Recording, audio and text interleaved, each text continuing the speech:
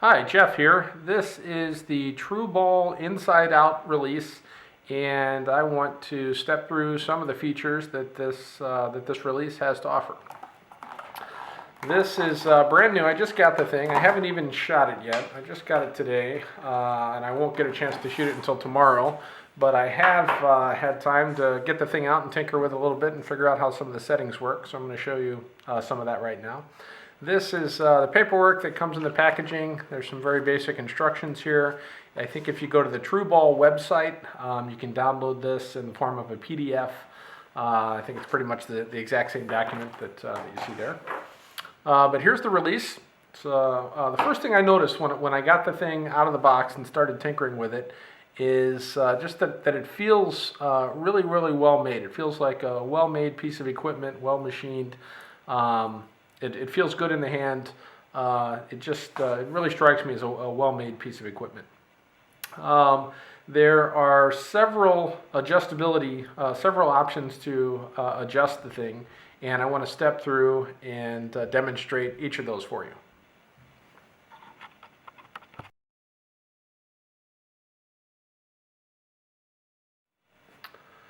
So the first piece of adjustability I want to look at is probably the simplest, and that is the thumb bar here is adjustable. So I can unscrew this. I'm just unscrewing the thumb bar. And along here, hopefully you can see, there are 5 different holes that I can screw the thumb bar into. And so depending on the size of your hand and your anchor point and a number of things, you can play with this thing, move it around, and find what's most comfortable for you and what works the best. And also, as you can see, those holes go all the way through the release. If you turn this around, we could screw it in the other side, and now it's a left-handed release. So I don't think there's a left-handed version of this release. I think the release is this is the right and the left-handed version, which is nice. So we'll put that back in there. That's really all there is to that. You unscrew this, move it to the hole that's most comfortable for you, and shoot it like that.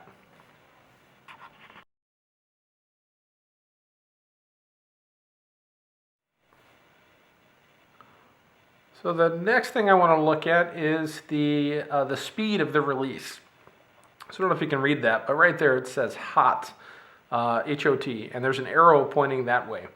If I loosen these 2 set screws right here, the handle rotates around the hole, kind of. So if I loosen those screws, we can pivot the handle around and either speed the release up or slow it down. So there, I've loosened those, and now you can see that the handle flows freely here. If I push it all the way this way, I think that's as hot or as fast as the thing can go. It's going to go off really easily, maybe too easily, if you push it all the way up at the end. And then all the way back here is the other way around, of course. This will be kind of the slowest setting. So when I get this thing set up tomorrow and start shooting it, what I'll do is I'll put it all the way back here and tighten it down and draw the bow back and see what that feels like and see if I can get the release to go off, and then probably slowly work it this way, and somewhere between the 2 extremes is probably where it's going to feel the most comfortable. There are not kind of indents or preset little notches that this is falling into. It's just free floating here. So you really can kind of fine tune the adjustment there. So you get it where you like it. And notice I didn't take those screws out. I only loosened them. Loosen the screws, get the handle where you like it, and tighten it up, and you're good to go. And speaking of the handle, this one obviously is the 4-finger version. So we've got the the index finger hole, and then indents for 3 other fingers. T.R.U Ball has made this handle kind of swappable. You can buy other handles. The thing only comes, at least the normal package, only comes with 1 handle. So I have the 4-finger version.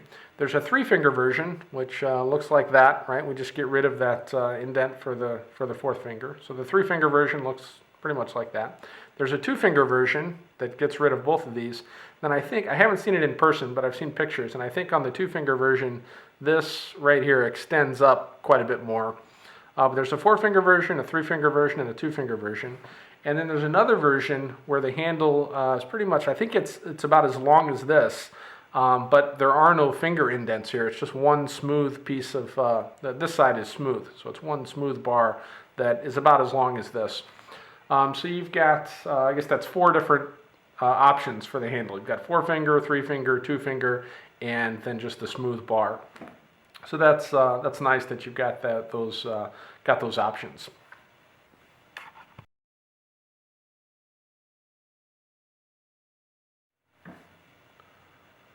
The next adjustment I want to look at is what T.R.U calls the no torque adjustment. So this head here rotates around the axis that you're looking at right now. So I can rotate the head this way and rotate the head that way. And to do that, it's as simple as, so right here, hopefully you can see that, there's a set screw right there. And if I loosen that screw, I don't want to remove it, just loosen it, this head will rotate. And there are 9 different presets, right? And they're really solid clicks there. It feels like a really well put together piece of equipment here. But so the head rotates. I'm a right-handed shooter, so I am probably going to end up shooting the thing someplace over here. I won't know for sure until I start pulling the bow back with it, but I'll probably start with it rotated all the way like that. So I think the idea here is at full draw, you want your D-loop to not be twisted or torqued at all. So depending on your anchor point and how you're holding the release, one of these will probably get you there. So again, the way that I made that adjustment is I loosened this screw right here. I didn't have to take it out. Just loosen the screw, get the thing where you want it, and tighten the screw back down, and you're ready to go. That is the no torque adjustment.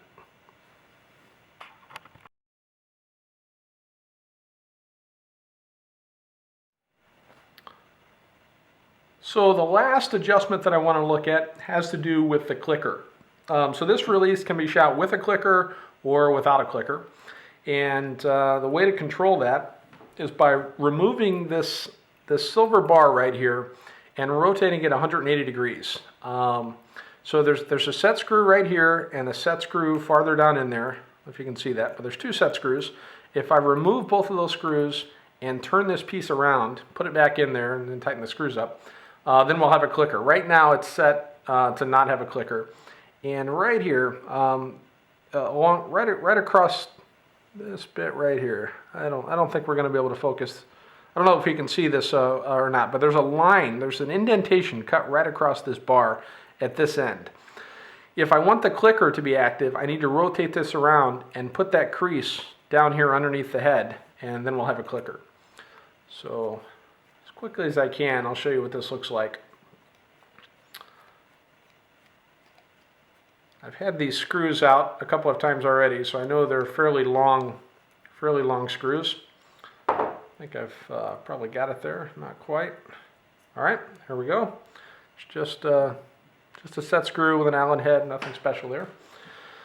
I can go at this back one by putting my wrench right in here, and that'll work, but I feel like the wrench is torqued a little bit if I go in from that angle. But if I flip this over, now I've got a clean shot at this set screw right here. So I'll do that and unscrew this one. And these 2 screws are identical, so you don't have to worry about getting them mixed up when you take this thing apart.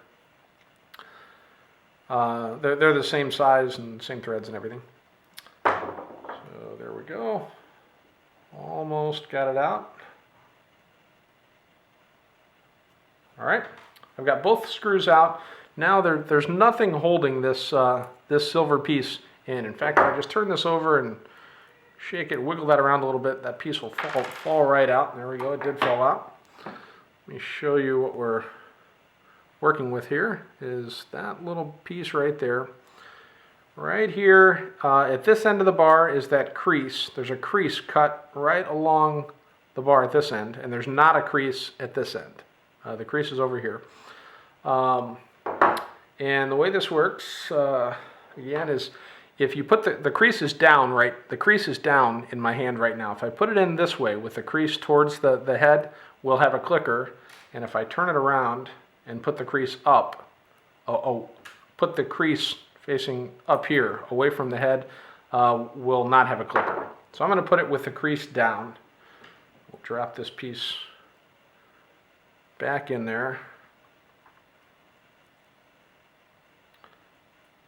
There we go, it's in there. So there's no crease across this end. The crease is across the end that's down here underneath the bail right now. So let's tighten the screws back up.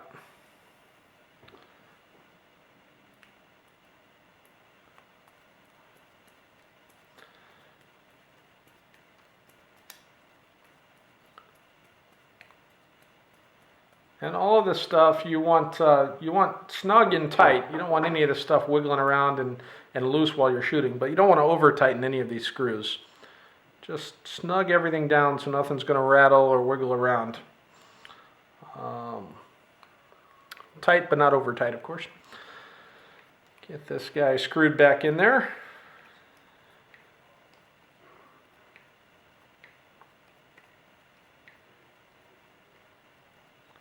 There we go. And let's give this a whirl. I don't know if you're going to be able to hear the clicker or not, but we'll give it a spin and see what happens here. Where's my loop? Here's a loop. All right, so I'm going to get the thing under some tension. I'll try to get close to the camera. Maybe you'll be able to hear this. But it's under tension right now, and I'm going to activate the release. Right there, it clicked. And then eventually the thing will go off. So you get to decide if you want the clicker or no clicker, which is nice.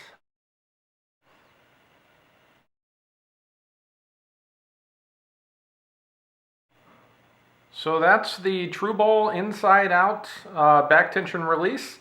I hope that you found that information useful. If you want to learn more about the release, visit TRUBALL.com.